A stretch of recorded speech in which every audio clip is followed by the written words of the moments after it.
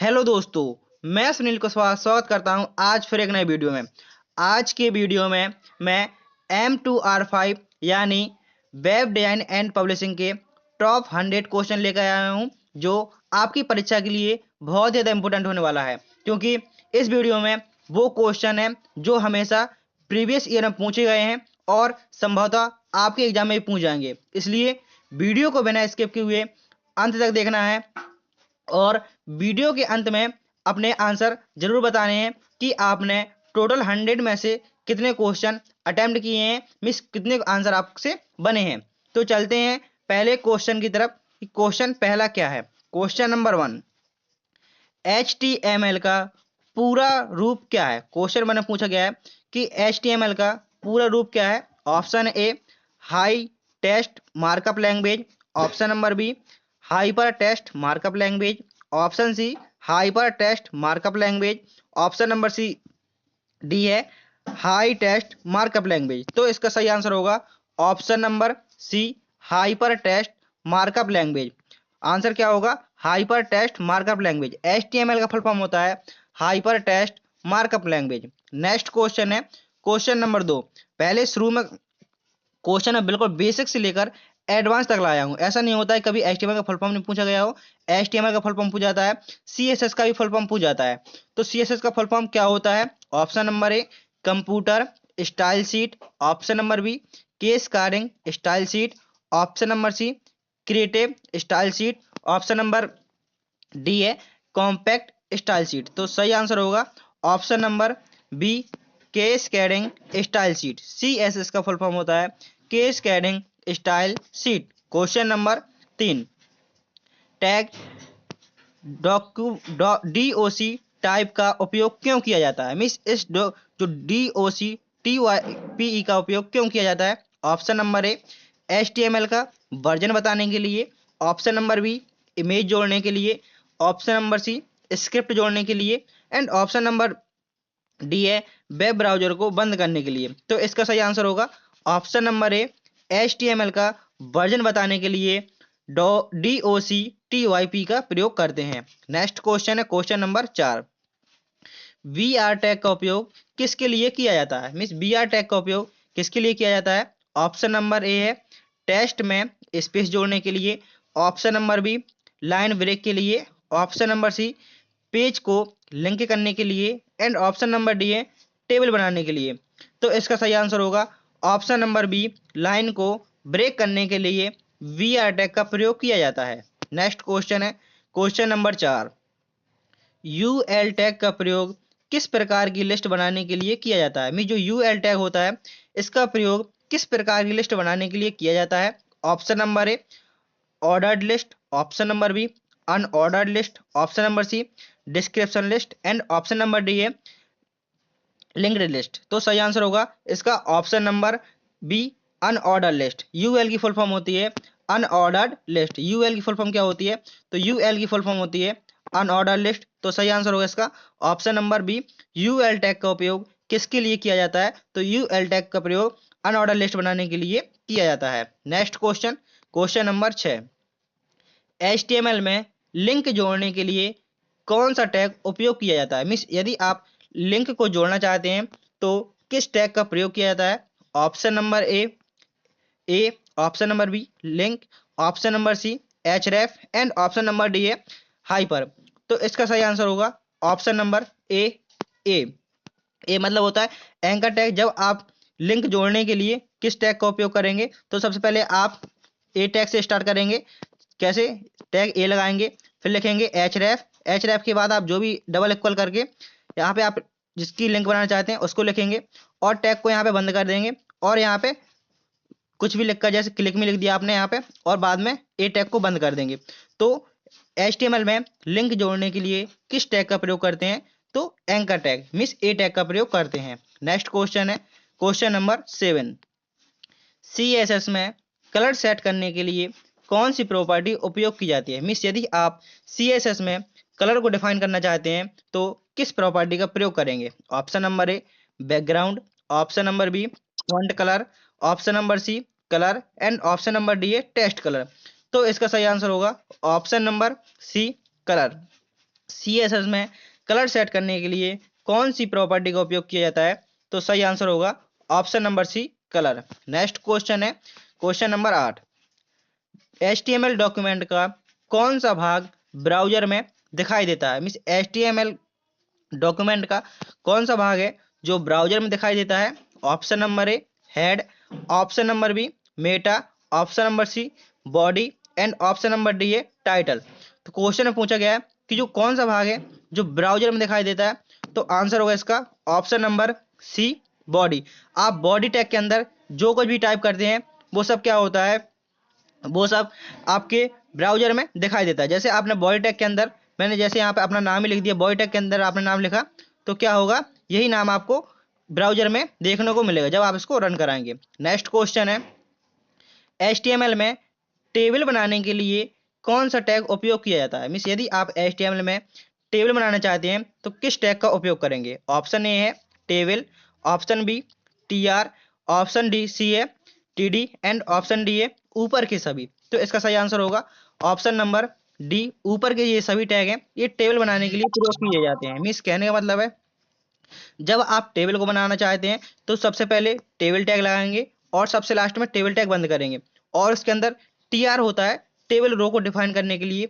जैसे आपने एक TR लगाया तो एक TR से क्या होगा, एक TR से आपकी एक रो बन जाएगी, और उसके अंदर जैसे आप TD लिखेंगे, जितने बार TD टैग का प्रयोग करेंगे और उसको क्लोज करेंगे तो उतने ही कॉलम ऑटोमेटिकली जनरेट होते जाएंगे। मीन्स उतने ही कॉलम ऑटोमेटिकली जनरेट होते जाएंगे। जैसे आपने एक TR के अंदर दो TD लगाए तो एक जो आपकी सेल होगी वो दो हिस्सों में डिवाइड हो जाएगी। यदि आपने तीन लगा दिए तो क्या होगा, वो तीन डिवाइड हो जाएगी आपकी एक रो, और यदि आपने चार लगा दिए तो वो चार में डिवाइड हो जाएगी।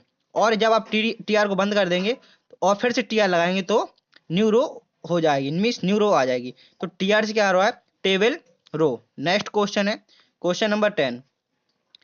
HTML में इमेज जोड़ने के लिए कौन सा टैग प्रयोग किया जाता है? मीन्स यदि आप HTML में इमेज जोड़ना चाहते हैं तो किस टैग का प्रयोग करेंगे? Option A image, option B है IMG, option number C PIC, option number D है SRC। तो इसका सही आंसर होगा option number B. Option number B इसका सही आंसर होगा।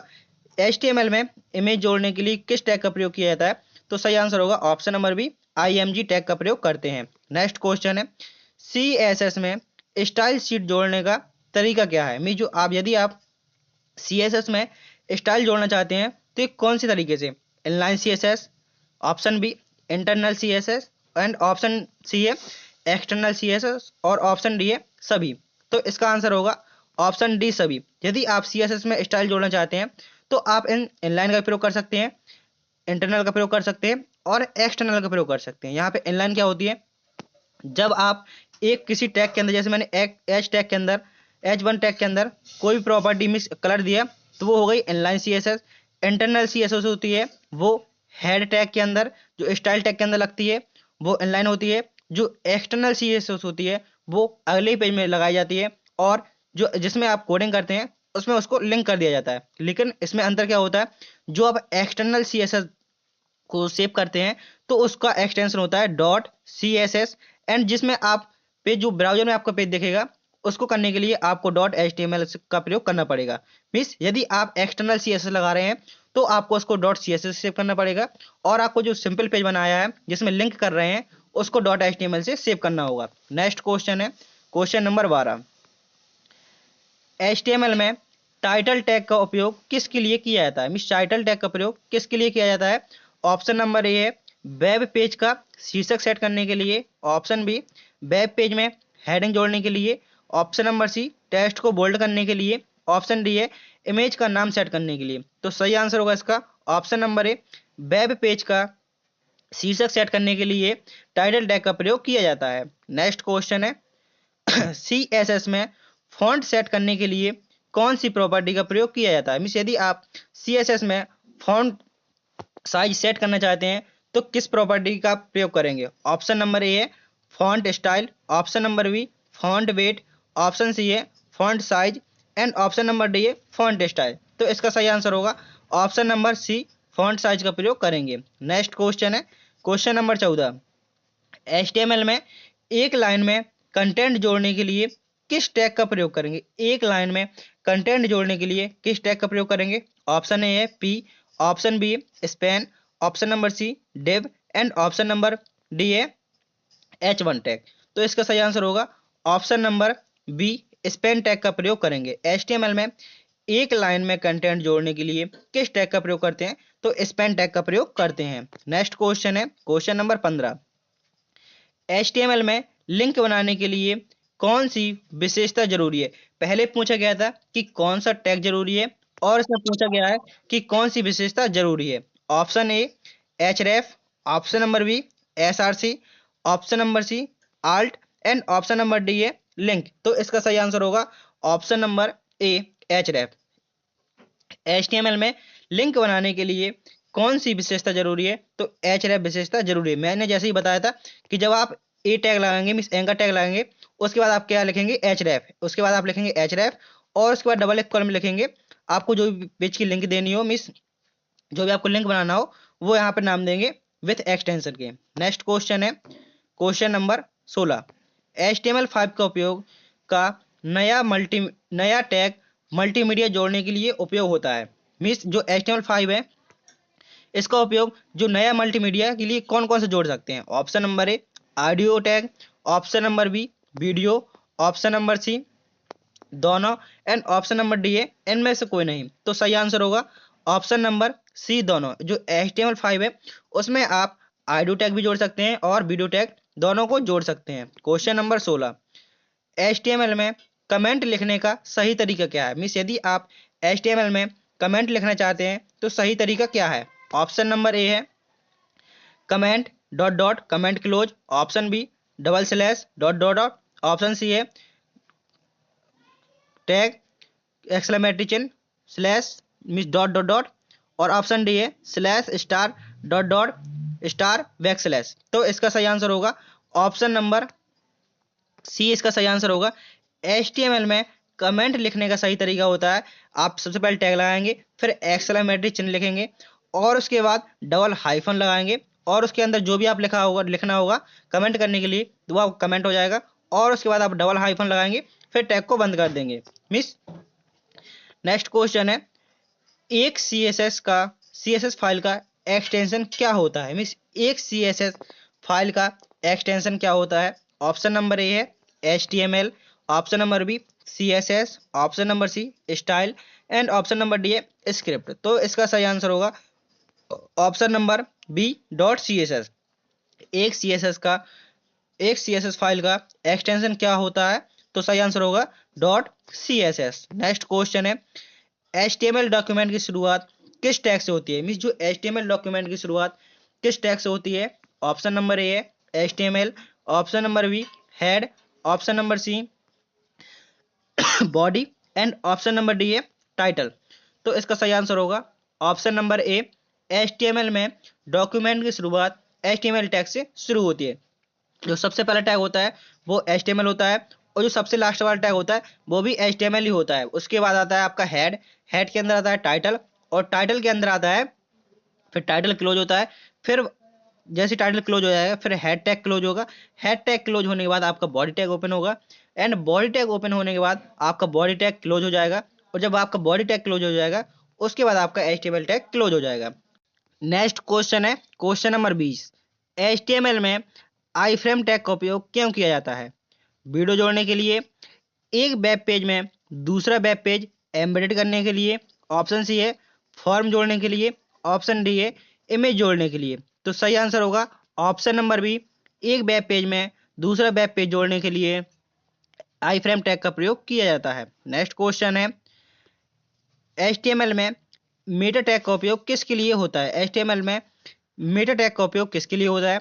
ऑप्शन नंबर ए है मेटा डेटा प्रदान करने के लिए, ऑप्शन बी इमेज का नाम सेट करने के लिए, ऑप्शन सी है टेक्स्ट जोड़ने के लिए, ऑप्शन डी है फॉर्म बनाने के लिए। तो इसका सही आंसर होगा ऑप्शन नंबर ए, मेटा डेटा प्रदान करने के लिए मेटा टैग का उपयोग किया जाता है। नेक्स्ट क्वेश्चन है क्वेश्चन नंबर 22।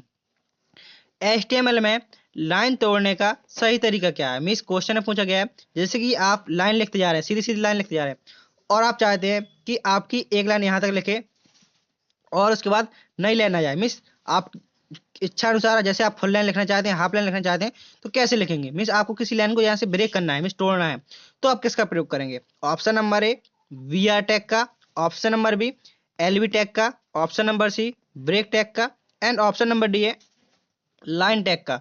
तो सही आंसर होगा इसका option number A V R tag का प्रयोग करेंगे। यदि आप लाइन तोड़ना चाहते हैं तो किसका प्रयोग करेंगे, वी आर टैग का प्रयोग करेंगे। आप जहां से भी लाइन को तोड़ना चाहते हैं उसके लिए आपको वहीं पर वी आर टैग का प्रयोग करेंगे। जैसे मैंने यहाँ पे जैसे यहाँ से लाइन तोड़ना चाहता हूँ तो यहाँ पे लगाऊंगा वी आर टैग, तो यहाँ से लाइन ब्रेक हो जाएगी। यदि आप यहाँ पे लगाते हैं तो इतना लग जाएगा। मीन्स आप जहाँ पे वी आर टैग लगा देंगे वहीं से वो लाइन कट होकर नीचे से आ जाएगी। नेक्स्ट क्वेश्चन है 23। HTML5 में फॉर्म वैलिडेशन के लिए कौन सा एक नया इनपुट टाइप है। Option number A email, option number B number, option number C date, and option number D है सभी। तो इसका सही आंसर होगा ऑप्शन नंबर डी सभी। HTML5 में फॉर्म वैलिडेशन का फॉर्म वैलिडेशन के लिए कौन सा नया इनपुट टाइप है। तो ईमेल डाल सकते हैं, नंबर डाल सकते हैं और डेट भी डाल सकते हैं। तो आंसर होगा इसका सभी। नेक्स्ट क्वेश्चन है CSS में बॉर्डर सेट करने के लिए कौन सी प्रॉपर्टी का उपयोग किया जाता है। मीन्स यदि आप CSS में बॉर्डर सेट करने के लिए किस प्रॉपर्टी का प्रयोग करेंगे। Option number A border colour, option number B border style, option number C border width, and option number D है उपयुक्त सभी। तो इसका सही आंसर होगा ऑप्शन नंबर डी उपयुक्त सभी। बॉर्डर कलर से आप, बॉर्डर स्टाइल से और बॉर्डर विथ से। तो इसका आंसर होगा ऑप्शन डी सभी। नेक्स्ट क्वेश्चन है क्वेश्चन नंबर 25। HTML में हेड टैग का उपयोग किस लिए किया जाता है। मीन जो हेड टैग होता है HEAD हेड टैग होता है उसका उपयोग क्यों किया जाता है। ऑप्शन नंबर ए ब्राउजर को मेटा डेटा देने के लिए, ऑप्शन नंबर बी है पेज कंटेंट दिखाने के लिए, ऑप्शन नंबर सी है इमेज जोड़ने के लिए, एंड ऑप्शन नंबर डी है लिंक जोड़ने के लिए। तो इसका सही आंसर होगा ऑप्शन नंबर ए ब्राउजर को मेटा डेटा देने के लिए हेड टैग का प्रयोग किया जाता है। मीन्स ब्राउजर को मेटा डेटा देने के लिए हेड टैग का प्रयोग किया जाता है। तो दोस्तों यदि अभी तक आपने चैनल को सब्सक्राइब नहीं किया है तो चैनल को सब्सक्राइब कर लीजिए और वीडियो को लाइक कर दीजिए, जिससे कि नेक्स्ट आने वाला वीडियो आप तक सबसे पहले पहुंच सके। और आपकी एग्जाम डेट भी क्लियर हो चुकी है। लगभग 15 जनवरी से लेकर आपका 24 जनवरी के बीच एग्जाम होने वाला है। तो वीडियो को लाइक कर दें और चैनल को सब्सक्राइब कर दें, जिससे कि सबसे पहले वीडियो आप तक पहुंच सके। नेक्स्ट क्वेश्चन है क्वेश्चन नंबर 26। जावा स्क्रिप्ट किस प्रकार की भाषा है। पूछा गया है कि जावा स्क्रिप्ट किस प्रकार की भाषा है। Option number A programming, option number B scripting, option number C markup, and option number D है स्टाइलिंग। तो इसका सही आंसर होगा option number B JavaScript scripting भाषा है। मीन्स जावा स्क्रिप्ट किस प्रकार की भाषा है, जावा स्क्रिप्ट स्क्रिप्टिंग लैंग्वेज है। नेक्स्ट क्वेश्चन है क्वेश्चन नंबर 27। जावा स्क्रिप्ट में DOM का फुल फॉर्म क्या होता है। यहाँ पे पूछा गया है कुछ जावा स्क्रिप्ट है उसमें DOM का फुल फॉर्म क्या होता है।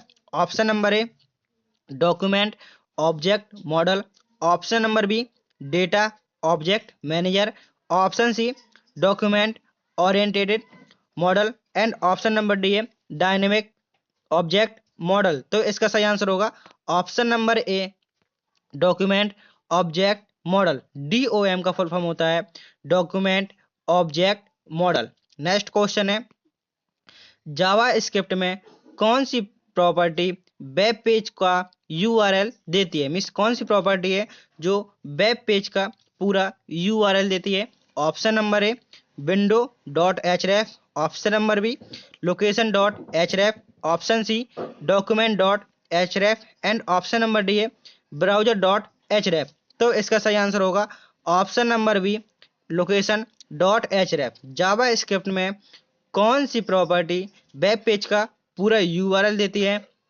तो सही आंसर होगा option number B location dot href। Next question है क्वेश्चन नंबर 29। जावा स्क्रिप्ट में किसी वेरिएबल को नल से चेक करने का सही तरीका क्या है। मीन्स जो वैल्यू जैसे खाली है तो उसको कैसे चेक करेंगे। ऑप्शन नंबर ए है इफ कोष्टक के अंदर x equal null NULL, option number B if कोष्टक x लगाएंगे डबल इक्वल लगाएंगे नल लिखेंगे, एंड ऑप्शन नंबर सी है इफ कोष्टक एक्स ट्रिपल इक्वल और N U double L. Option number D है बी और सी दोनों। मीन्स किस किस के जरिए आप नल वैल्यू को चेक कर सकते हैं, तो इसका सही आंसर होगा ऑप्शन नंबर डी, बी और सी। बी और सी मतलब आप सबसे पहले एफ लगाएंगे और कोष्टक में एक्स डबल इक्वल से भी चेक कर सकते हैं और ट्रिपल इक्वल से भी वैल्यू को चेक कर सकते हैं। क्वेश्चन नंबर 30, जावा स्क्रिप्ट में स्ट्रिक्ट इक्वलिटी ऑपरेटर मीन्स जो ट्रिपल इक्वल होते हैं उसको इंग्लिश में कहा जाता है स्ट्रिक्ट इक्वलिटी ऑपरेटर का उपयोग क्यों किया जाता है। ऑप्शन नंबर ए है वैल्यू चेक करने के लिए, ऑप्शन नंबर बी है वैल्यू और टाइप दोनों चेक करने के लिए, ऑप्शन नंबर सी है टाइप कास्ट करने के लिए एंड ऑप्शन नंबर डी है नन, इनमें से कोई नहीं। तो इसका सही आंसर होगा ऑप्शन नंबर बी, वैल्यू और टाइप को चेक करने के लिए स्ट्रिक्ट इक्वलिटी ऑपरेटर का प्रयोग करते हैं। मिस ट्रिपल इक्वल का प्रयोग किस लिए करते हैं, तो वैल्यू और टाइप दोनों को चेक करने के लिए ट्रिपल इक्वल का प्रयोग करते हैं। नेक्स्ट क्वेश्चन है क्वेश्चन नंबर 31, जावा स्क्रिप्ट में ISNAN फंक्शन का उपयोग किस लिए होता है। ऑप्शन नंबर ए है वैल्यू को स्ट्रिंग में बदलने के लिए, ऑप्शन बी वैल्यू को अनडिफाइन करने के लिए, ऑप्शन नंबर सी है यह चेक करने के लिए कि वैल्यू नंबर है या नहीं, ऑप्शन डी है फंक्शन को कॉल करने के लिए। तो इसका सही आंसर होगा ऑप्शन नंबर सी, यह चेक करने के लिए कि वैल्यू नंबर है या नहीं। जो इज नैन होता है इस फंक्शन का उपयोग किस लिए किया जाता है, यह चेक करने के लिए किया जाता है कि यह वैल्यू नंबर है या नहीं। नेक्स्ट क्वेश्चन है जावा स्क्रिप्ट में कौन सा पॉपअप उपयोगकर्ता की पुष्टि मांगता है। मीन्स जावा स्क्रिप्ट में कौन सा पॉपअप होता है जो उपयोगकर्ता की पुष्टि मांगता है। Option number A alert, option number B confirm, option number C prompt and option number D है मैसेज। तो इसका सही आंसर होगा option number B confirm. JavaScript में कौन सा पॉपअप उपयोगकर्ता की पुष्टि मांगता है, तो सही आंसर होगा इसका कंफर्म। नेक्स्ट क्वेश्चन है जावा स्क्रिप्ट में किसी एरे में सबसे पहला एलिमेंट कैसे एक्सेस करते हैं। मीन्स यदि आप जावा स्क्रिप्ट में सबसे पहला एलिमेंट एक्सेस करना चाहते हैं तो कैसे करेंगे। Option number A array dot first, option B array square bracket में 1, option C array square bracket में 0 एंड ऑप्शन नंबर डी है एरे डॉट स्टार्ट। तो इसका सही आंसर होगा option number C array square bracket में 1, क्योंकि जो क्या होता है एरे होता है इसकी इंडेक्स 0 से स्टार्ट होती है।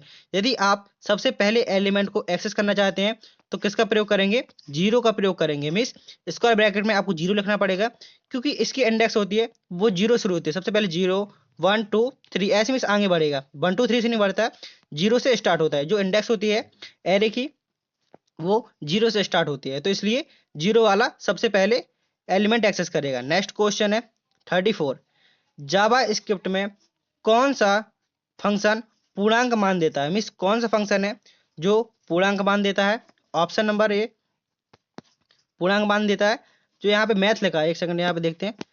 क्वेश्चन में पूछा गया है कि जावा स्क्रिप्ट में कौन सा मैथ फंक्शन पूर्णांक मान देता है। Option number A math dot CEIL function, option number B math dot floor कोष्टक को फंक्शन बोलते हैं, option number C math dot round कोष्टक ओपन बंद, ऑप्शन नंबर डी है मैथ डॉट TRUNC। तो इसका सही आंसर होगा option number D math trunc कोष्टक ओपन कोष्टक बंद। जावा स्क्रिप्ट में कौन सा मैथ फंक्शन पूर्णांक का मान देता है, तो सही आंसर होगा option number D math dot trunk सही आंसर होगा। नेक्स्ट क्वेश्चन है जावा स्क्रिप्ट में एक ऑब्जेक्ट बनाने का सही तरीका क्या है। मीन्स यदि आप जावा स्क्रिप्ट में एक ऑब्जेक्ट बनाना चाहते हैं तो आप कैसे बना सकते हैं। Option number A VAR bar OBJ of equal curly bracket और सेमीकोलन। नेक्स्ट ऑप्शन है बार लिखेंगे सबसे पहले, OBJ इक्वल ऑब्जेक्ट कोष्टक फिर सेमीकोलन। नेक्स्ट ऑप्शन है VAR OBJ equal square bracket semicolon. Next option है var OBJ equal new object कोष्टक ओपन क्लोज और सेमीकोलन। तो इसका सही आंसर होगा ऑप्शन नंबर ए, इसका सही आंसर होगा। सबसे पहले लिखेंगे VAR bar OBJ of equal curly bracket, क्योंकि जो जावा स्क्रिप्ट में ऑब्जेक्ट लिखने का सही तरीका क्या है, इसको आप कर्ली ब्रैकेट में लिखते हैं। नेक्स्ट क्वेश्चन है क्वेश्चन नंबर 36। एंगुलर जीएस का विकास किसने, मिस एंगुलर जीएस को किसने विकसित किया? Option number A Facebook, option number B Google, option number C Microsoft and option number D है एप्पल। जो एंगुलर जीएस को किसने विकसित किया है, तो सही आंसर होगा इसका option number B, Angular JS को गूगल द्वारा विकसित किया गया है। नेक्स्ट क्वेश्चन है एंगुलर जीएस में एनजी रिपीट का उपयोग किसके लिए होता है? मीन्स एंगुलर जीएस में एनजी रिपीट का उपयोग किसके लिए होता है? Option number A HTML element को रिपीट करने के लिए, ऑप्शन बी सीएसएस को लूप करने के लिए, ऑप्शन नंबर सी है एपीआई को कॉल करने के लिए, एंड ऑप्शन नंबर डी है नन, इनमें से कोई नहीं। तो सही आंसर होगा इसका option number A, HTML element को रिपीट करने के लिए एनजी रिपीट का प्रयोग किया जाता है। जब आप एंगुलर जेएस पढ़ेंगे तो आपको वहां से 3 पढ़ने पड़ते हैं, NG app, NG bind, NG repeat, और भी होते हैं। तो एनजी रिपीट का प्रयोग पूछा गया है, तो एनजी रिपीट का प्रयोग होता है एचटीएमएल एलिमेंट को रिपीट करने के लिए एनजी रिपीट का प्रयोग करते हैं। नेक्स्ट क्वेश्चन है एंगुलर जीएस में डेटा को बाइंड करने का सिंबल कौन सा है? मीन्स यदि आप एनजी एंगुलर जीएस में डेटा को बाइंड करने के लिए किस सिंबल का प्रयोग करेंगे? Option number A double curly bracket, option number B double square bracket, option C है डबल कोष्टक मिस, और ऑप्शन डी है डबल स्टार। तो इसका सही आंसर होगा option number A double curly bracket का। यदि आप डेटा को बाइंड करने के लिए किस सिंबल का प्रयोग करेंगे, तो आप डबल कर्ली ब्रैकेट का प्रयोग करेंगे। नेक्स्ट क्वेश्चन है क्वेश्चन नंबर 39। एंगुलर जेएस में कौन सा डायरेक्टिव डिफॉल्ट राउटिंग को सपोर्ट करता है? मीन्स जो एंगुलर जेएस है उसमें कौन सा डायरेक्ट डिफॉल्ट राउटिंग को सपोर्ट करता है? Option number A NG view, option number B NG router, NG का मतलब होता है यहाँ पर एंगुलर जेएस। नेक्स्ट ऑप्शन है NG template, and option D है एनजी राउट। तो इसका सही आंसर होगा option number A NG view. Directive default routing को कौन सपोर्ट करता है? तो एनजी व्यू सपोर्ट करता है। नेक्स्ट क्वेश्चन है एंगुलर जेएस में डायरेक्टिव्स क्या है? Option number A predefined commands, option B customisable HTML element, option C JavaScript function, option D module. तो इसका सही आंसर होगा option number B customisable HTML element.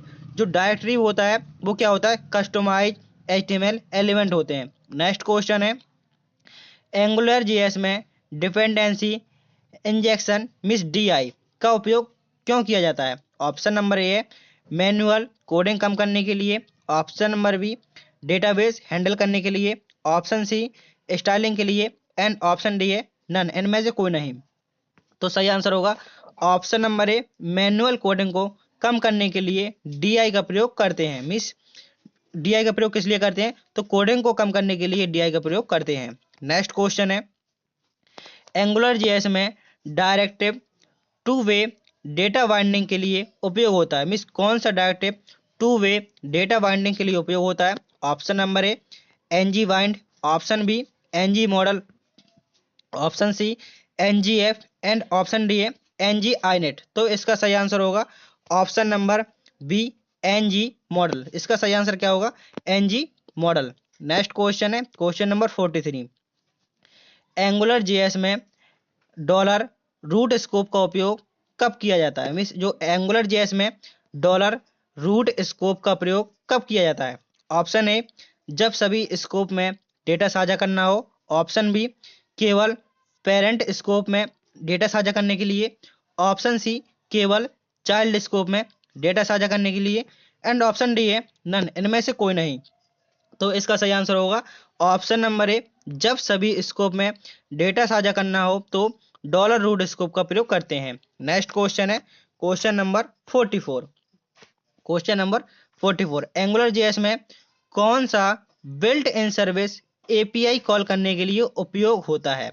Means built in service API call करने के लिए उपयोग होता है। Option number A dollar scope, option number B dollar HTTP, option number C है dollar filter, and option number D है dollar compile. तो इसका सही आंसर होगा option number B $HTTP question में पूछा गया था जो built in service API call करने के लिए प्रयोग किया जाता है तो $HTTP का प्रयोग किया जाता है। नेक्स्ट क्वेश्चन है एंगुलर जेएस में कौन सा डायरेक्टिव फॉर्म वैलिडेशन को हैंडल करता है। मीन्स एंगुलर जेएस में कौन सा डायरेक्टिव फॉर्म वैलिडेशन को हैंडल करता है। Option A NG model, option B NG form, option C NG validate and option D है none.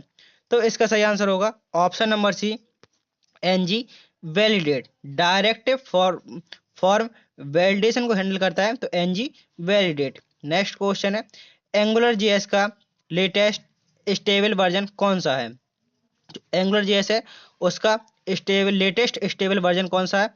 Option number A 1.x, option B 2.x, option C 5.x and option D है Angular JS अब support में नहीं है।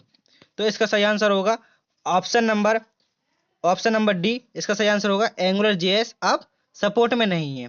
Next question है 47 angular JS में इस dollar scope को किसके द्वारा रिप्लेस किया जाता है। मिस एंगुलर जेएस में डॉलर स्कोप को किसके द्वारा रिप्लेस किया जाता है। Option number A service, option number B components, option number C directive and option number D है नन।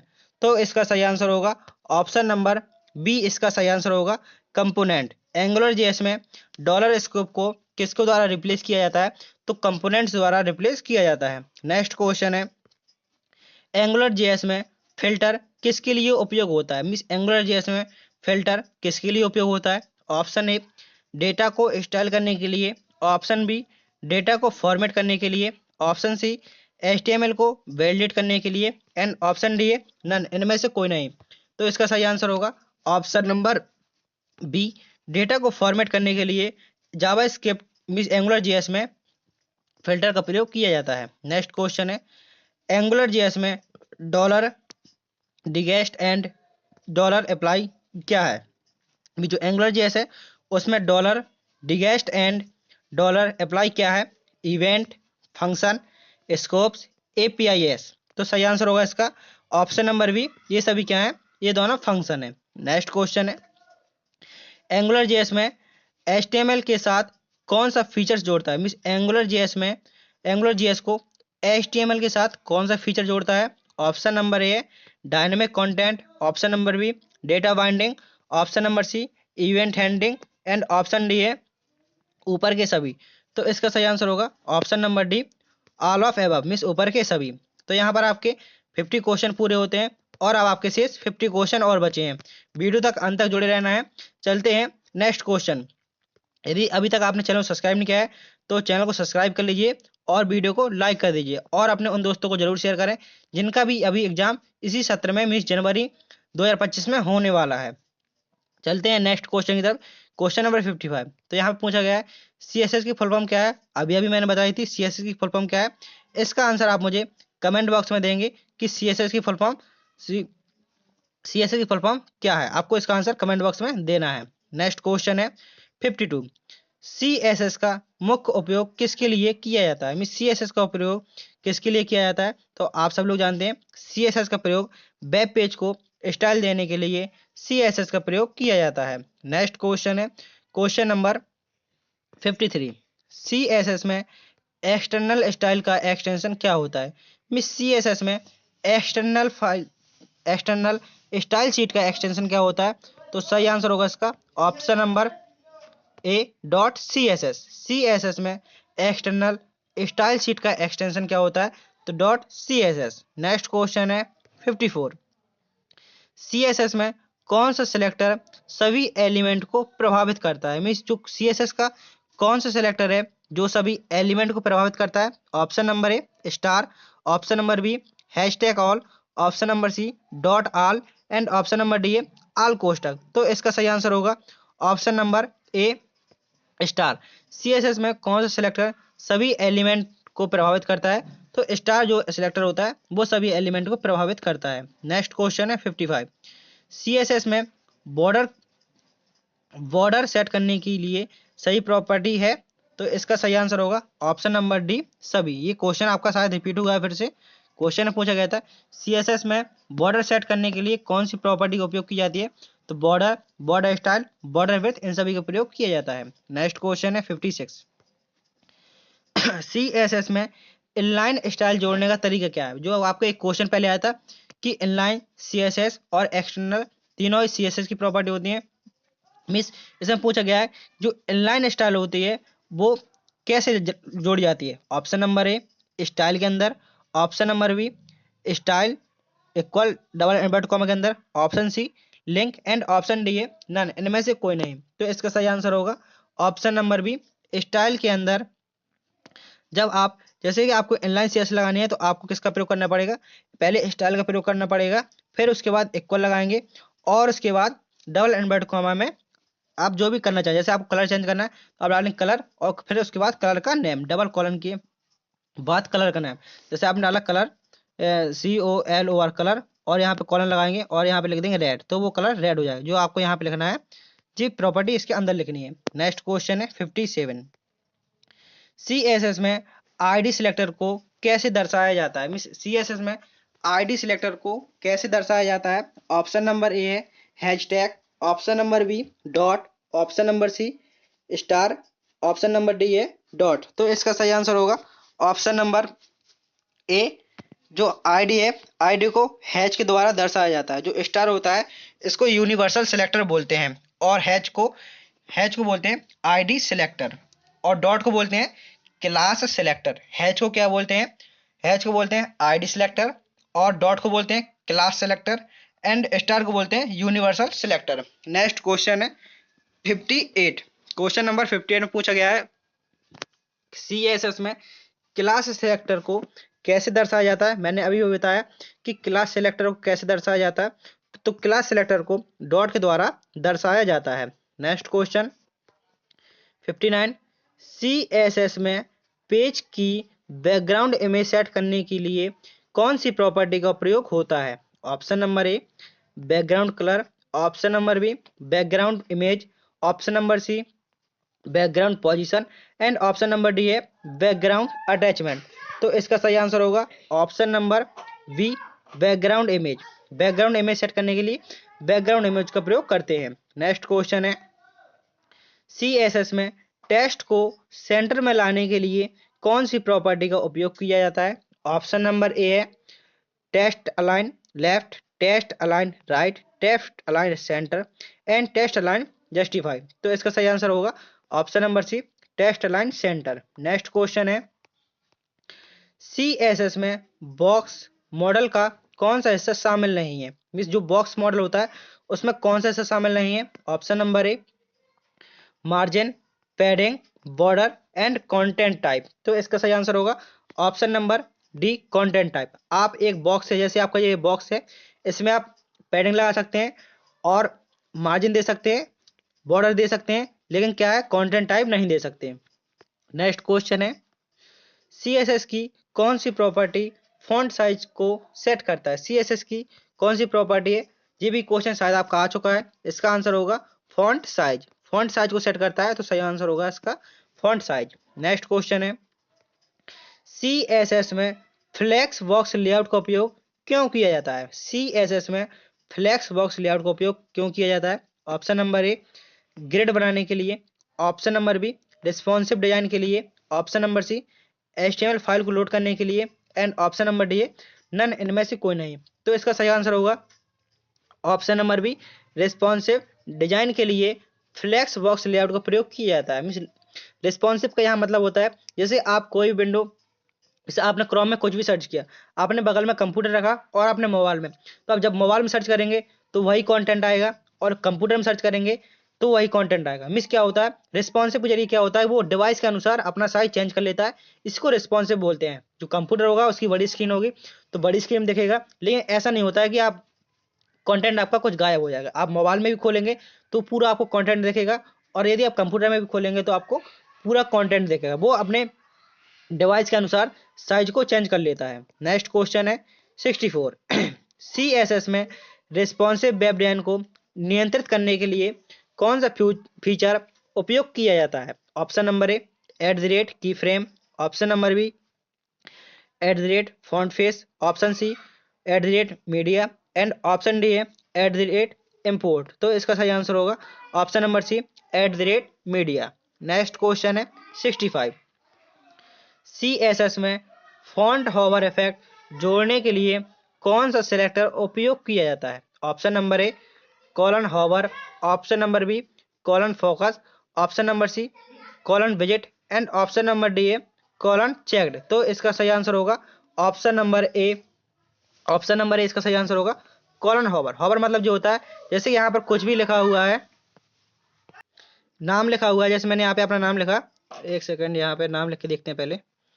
जैसे मैंने यहाँ पे एक बॉक्स बनाया, बॉक्स बनाने से और उसमें मैंने लगा दिया माउस हॉवर। हॉवर जैसे लगाया तो क्या हो, जैसे मैंने हॉवर लगाया और हॉवर में इसका कलर चेंज कर दिया, जैसे ही अपना माउस को मैं इस पर ले जाऊंगा तो क्या होगा, इसका कलर ऑटोमेटिकली जो मैंने कलर दिया होगा हॉवर में वो चेंज हो जाएगा। नेक्स्ट क्वेश्चन है क्वेश्चन नंबर 66। पूछा गया है कि W3 का पूरा रूप क्या है? मीन्स W3 की यहाँ पे फुल फॉर्म पूछी गई है, तो W3 की फुल फॉर्म क्या होती है?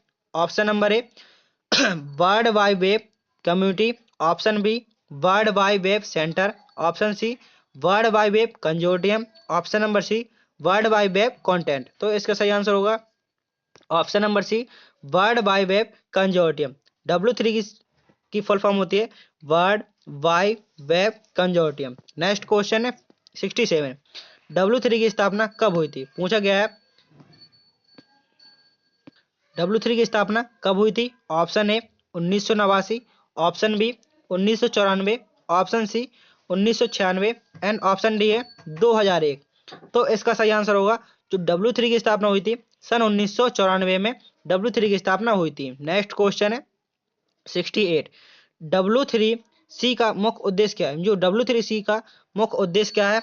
ऑप्शन नंबर ए इंटरनेट चलाना, option number B web page के लिए मानक विकसित करना, ऑप्शन सी ब्राउजर बनाना एंड ऑप्शन डी है सॉफ्टवेयर बनाना।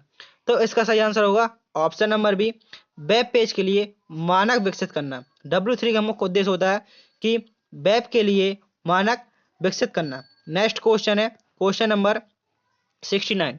W3C का मुख्यालय कहाँ स्थित है? जो W3C है इसका मुख्यालय कहाँ स्थित है? Option number A New York, option B Paris, option C Cambridge, option C D है सैन फ्रांसिस्को। तो इसका सही आंसर होगा ऑप्शन नंबर सी इसका सही आंसर होगा। जो W3C का मुख्यालय है वो कैम्ब्रिज मैसाचुसेट्स में है। सही आंसर होगा इसका option number C. Next question है क्वेश्चन नंबर 70। W3C किस प्रकार के मानकों पर काम करता है? जो W3C है वो किस प्रकार के मानकों पर काम करता है? Option number A HTML, option B CSS, option C XML and option D है ऊपर के सभी। तो इसका सही आंसर होगा ऑप्शन नंबर डी ऊपर के सभी। जो W3 है world wide web consortium HTML, CSS और XML पर इन सभी पर काम करता है। नेक्स्ट क्वेश्चन है 71। W3C वैलिडेटर का उपयोग किसके लिए किया जाता है? मीन्स जो W3 वैलिडेटर है उसका उपयोग किसके लिए किया जाता है? ऑप्शन ए HTML और CSS को वैलिडेट करने के लिए, ऑप्शन बी जावास्क्रिप्ट को वैलिडेट करने के लिए, ऑप्शन सी वेब पेज को ऑप्टिमाइज करने के लिए, ऑप्शन डी है नन, इनमें से कोई नहीं। तो इसका सही आंसर होगा ऑप्शन नंबर ए HTML और CSS को वैलिडेट करने के लिए W3 वैलिडेट का उपयोग किया जाता है। नेक्स्ट क्वेश्चन है क्वेश्चन नंबर 72। W3 के वर्तमान निर्देशक कौन है? मीन्स W3 के वर्तमान निर्देशक कौन है? तो सही आंसर होगा इसका option number C Tim Berners Lee. W3 के वर्तमान निर्देशक कौन है? तो टिम बर्नर्स-ली। नेक्स्ट क्वेश्चन है W3 एक्सेसिबिलिटी गाइडलाइंस का क्या उद्देश्य है? ऑप्शन ए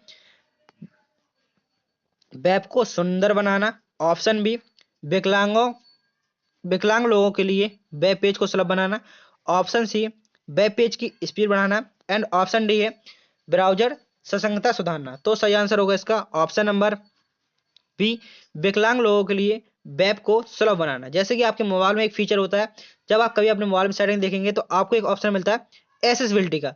आप उसमें जाते हैं, यदि आप उसको ऑन कर देते हैं तो क्या होता है कि कभी कभी आपका मोबाइल हैंग टाइप का हो जाता है कि आप जब उसको डबल उंगलियों से चलाएंगे, मीन्स 2 फिंगर चलाएंगे, तभी आपका वो वर्क करेगा। ये भी होता है कि आप कभी कभी उसको चालू कर देते हैं, उसके अंदर जो अंदर की प्रॉपर्टी होती है, आप उसको चालू कर देंगे तो आपका मोबाइल बोलने लगेगा। जैसे आपने कुछ भी ऐप खोला तो बता देगा कि आपको कौन सा ऐप खोला है, कि आप कौन सा बटन प्रेस कर रहे हैं, पावर बटन ऑन कर रहे हैं, तो वो सारा बोलने लगता है। तो किस लिए होता है? विकलांग लोगों के लिए वेब पेज को सुलभ बनाता है, एसेसिबिलिटी गाइडलाइन। नेक्स्ट क्वेश्चन है 74। W3 में XML का उपयोग क्यों किया जाता है? ऑप्शन नंबर ए, वेब पेज को डिजाइन करने के लिए। ऑप्शन बी, डेटा को स्टोर और ट्रांसफर करने के लिए। ऑप्शन सी, ब्राउजर रन करने के लिए। एंड ऑप्शन डी है नन, इनमें से कोई नहीं। तो इसका सही आंसर होगा ऑप्शन नंबर बी, डेटा को स्टोर और ट्रांसफर करने के लिए W3 में XML का उपयोग किया जाता है। नेक्स्ट क्वेश्चन है W3 द्वारा प्रकाशित कौन सा मानक डायनेमिक वेब पेज का उपयोग करता है, इस वेब पेज के लिए उपयोग होता है? Option A HTML, option B CSS, option number C DOM, option number D है XML। तो इसका सही आंसर होगा ऑप्शन नंबर सी, इसका सही आंसर होगा DOM। DOM का फुल फॉर्म होता है डॉक्यूमेंट ऑब्जेक्ट मॉडल। सही आंसर होगा इसका DOM। नेक्स्ट क्वेश्चन है 76 75। वेब डिजाइन के लिए वेब डिजाइन में कौन सी भाषा मुख्य रूप से संरचना के लिए उपयोग की जाती है? वेब डिजाइन में कौन सी भाषा मुख्य रूप से सिर्फ संरचना के लिए उपयोग की जाती है? Option number A CSS, option number B HTML, option C JavaScript and option number D है PHP। तो इसका सही आंसर होगा ऑप्शन नंबर बी HTML। संरचना के लिए किसका प्रयोग किया जाता है? तो HTML लैंग्वेज का प्रयोग किया जाता है। Next question 76। वेब पेज में कौन सा टैग हेडर सेक्शन को दर्शाने के लिए उपयोग होता है? ऑप्शन नंबर ए है header, option B section, option number C div and option number D है फुटर। तो इसका सही आंसर होगा option number A tag header. Header section को दर्शाने के लिए हेडर टैग का प्रयोग करते हैं। नेक्स्ट क्वेश्चन है 76। वेब पेज के लिए रिस्पॉन्सिव डिजाइन बनाने के लिए कौन सा फ्रेमवर्क उपयोग किया जाता है? Option number A Bootstrap, option C W3.CSS, option number C foundation and option D है ऊपर के सभी। तो सही आंसर होगा ऑप्शन नंबर डी ऊपर के सभी। वेब पेज के लिए रिस्पॉन्सिव डिजाइन बनाने के लिए कौन सा फ्रेमवर्क उपयोग किया जाता है? तो सही आंसर होगा ऊपर के सभी, बूटस्ट्रैप, W3 और फाउंडेशन। नेक्स्ट क्वेश्चन है HTML5 में कौन सा नया टैग जोड़ा गया है? HTML5 में कौन सा नया टैग जोड़ा गया है? Option number A nav, option number B section, option number C article and option number D है ऊपर के सभी। तो सही आंसर होगा ऑप्शन नंबर डी ऊपर के सभी।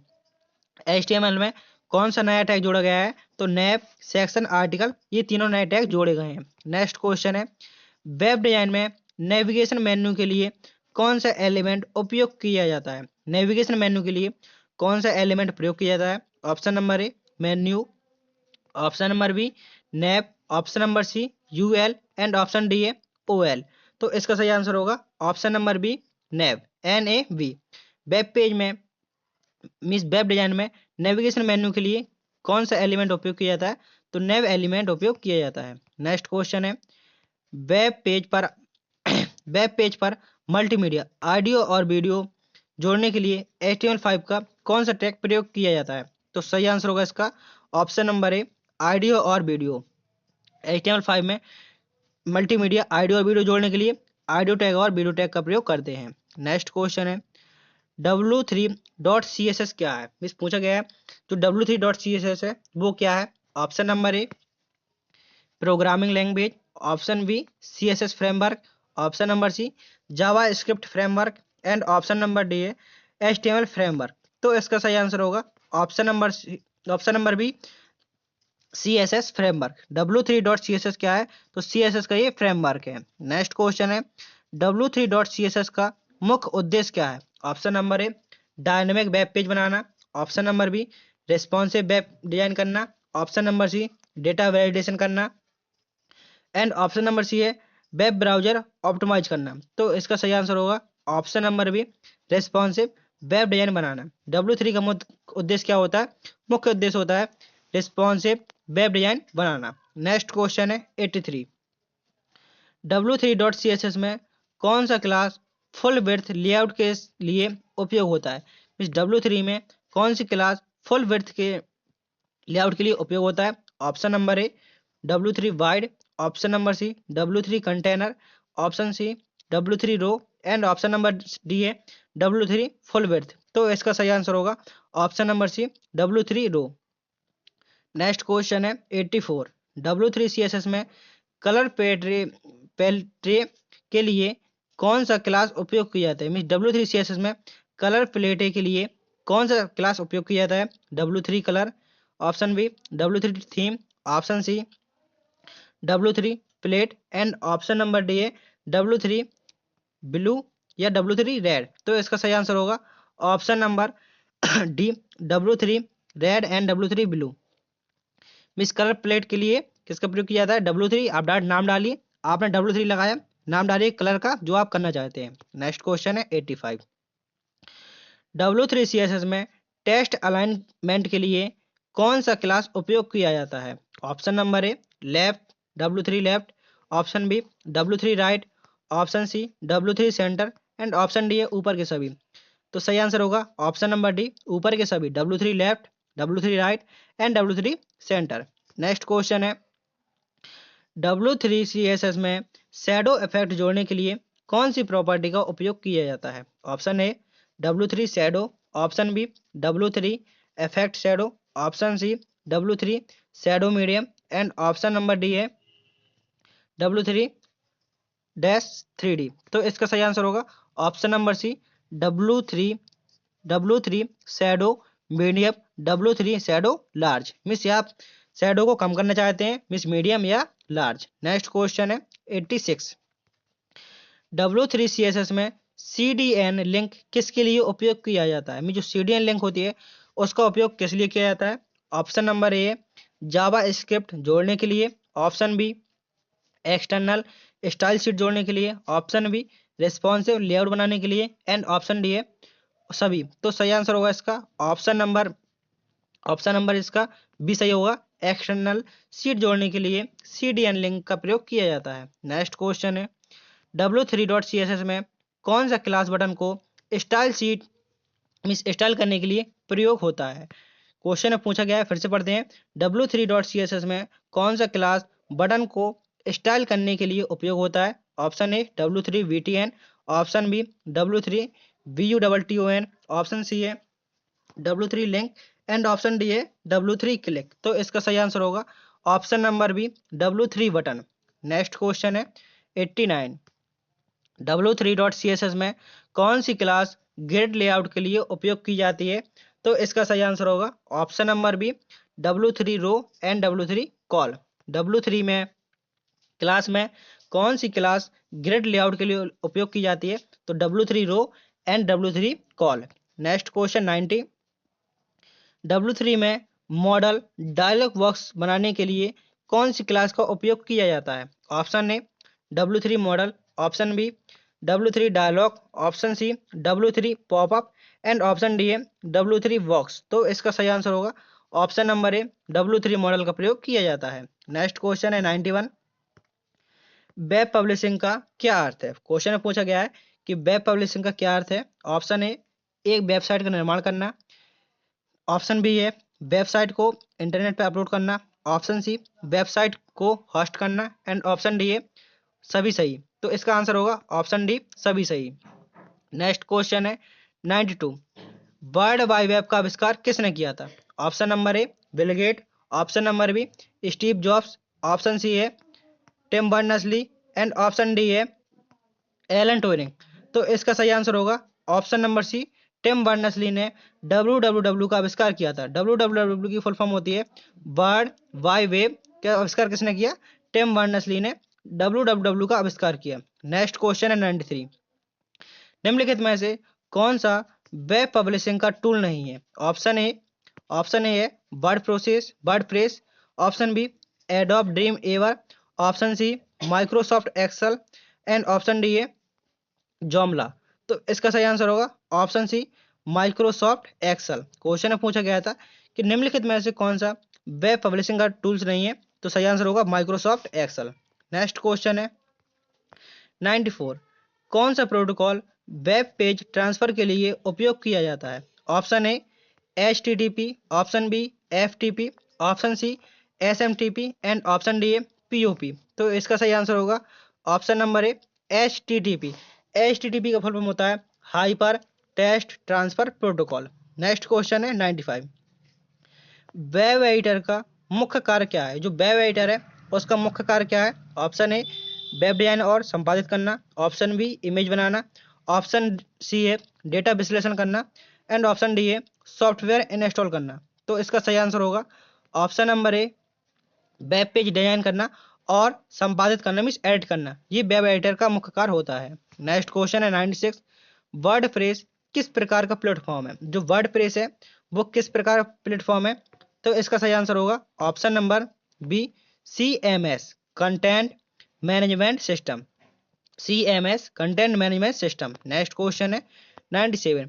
एडोब ड्रीम एवर किस प्रकार का सॉफ्टवेयर है? Option A text editor, option B web publishing software, option C video editing software and option D है गेम डेवलपमेंट टूल्स। तो इसका सही आंसर होगा option number B web publishing software Adobe Dreamweaver का एक software है। Next question है WYSIWYG का पूरा नाम क्या है? यहाँ पूछा गया है, फुल फॉर्म पूछी गई है।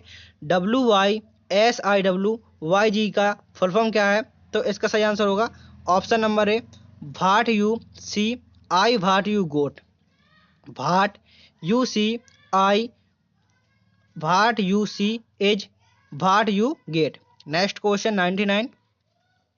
कौन सा प्लेटफॉर्म फ्री और ओपन सोर्स वेब पब्लिशिंग के लिए लोकप्रिय है? Option A Drupal, option B WordPress, option C Joomla and option D है उपयुक्त सभी। तो इसका सही आंसर होगा ऑप्शन नंबर डी उपयुक्त सभी। नेक्स्ट क्वेश्चन है 100।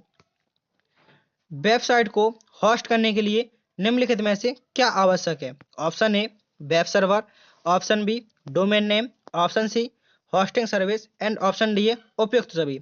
तो इसका सही आंसर होगा ऑप्शन नंबर डी उपयुक्त सभी। वेबसाइट को होस्ट करने के लिए क्या क्या आवश्यक है? तो वेब सर्वर आवश्यक है, डोमेन नेम आवश्यक है एंड होस्टिंग सर्वर, ये सभी आवश्यक है। तो यहाँ पर आपके 100 क्वेश्चन पूरे होते हैं। आपको बताना है कि आपने टोटल 100 में से आपके कितने सही हैं, यहाँ पर आप कमेंट बॉक्स में बताना है। और यदि अभी तक आपने वीडियो को लाइक नहीं किया है तो वीडियो को लाइक कर दीजिए और चैनल को सब्सक्राइब कर दीजिए, जिससे कि नेक्स्ट आने वाले वीडियो आप तक सबसे पहले पहुंच सके। और आप बताइए कि आपका पेपर कौन कौन सा M1 R5 का है, M2 R5 का, M3 R5 का या M4 R5 का। तो मिलते हैं नेक्स्ट वीडियो में। थैंक यू, जय हिंद।